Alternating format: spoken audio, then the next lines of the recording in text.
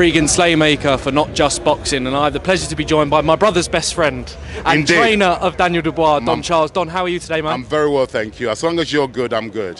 I'm blessed, and I'm blessed to be at the press conference for your charge, Daniel Dubois challenging Oleksandr Usyk for the undisputed heavyweight world titles. That must sound good to get this rematch down the line. Well, most definitely, because we didn't see it coming. I have to acknowledge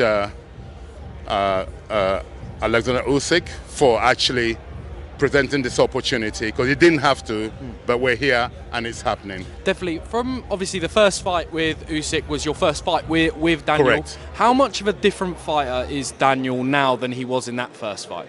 Well, the results we've gotten since our visit to Poland demonstrates how far Daniel has come along, you know. And before that first fight with Usyk, he had only been with myself for 14 weeks camp, because it's the first time we worked together. That was our first fight together.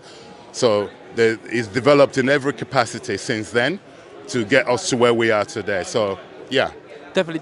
Does Daniel need to do anything differently in this rematch to get the nod, to get the stoppage, to get the win against Oleksandr Usyk? Well, yeah, we have our game plan, which I'm not going to disclose. Of course. Right? But it's not rocket science what we have to do.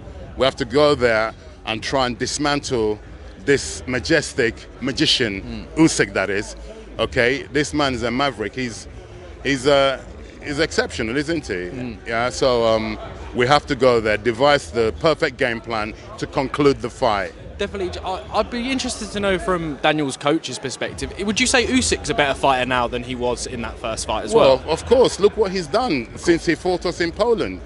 You know, look what he's gone and done. Usyk, this is. You know, this guy is special. It will go down as a generational great. He will, based on what he's achieved.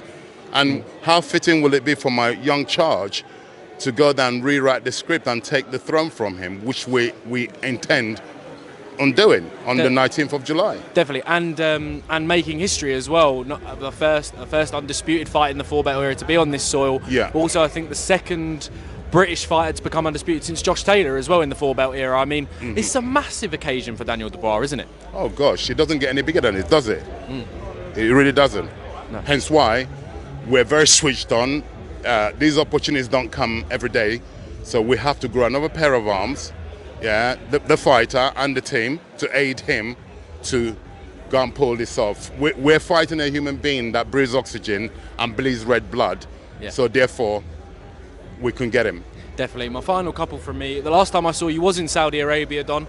Obviously, I mean, some really wild criticism from Daniel Dubois, obviously withdrawing from that fight with Joseph Parker. I mean, a lot of it completely ridiculous. Daniel was ill, but he got a lot of unnecessary flack from that. What's your opinions on all of that? That's the world we live in today. You know, people are quick to criticize. We did the most sensible and smart thing to have done. I get paid for a lot of reasons. I get paid to train him.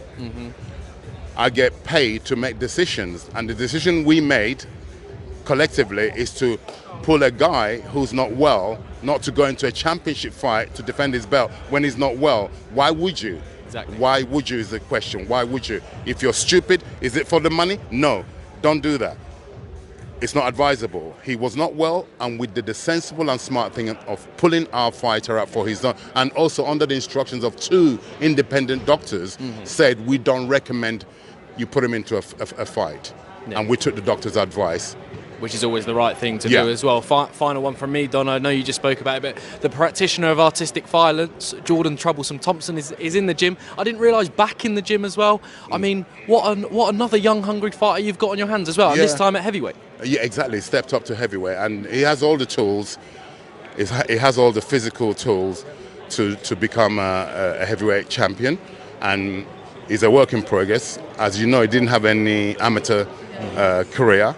So, you know, we're going to do it, and we're going to get him across the line, go through the British route, get him to become a British champion within the next 18 months is the plan, and then see what happens after that. Well, we look forward to seeing it, and I've just got a tap, so I'll leave it there. Don Charles, thank you very much. An absolute pleasure to interview you for the first time. God bless you. God bless you too.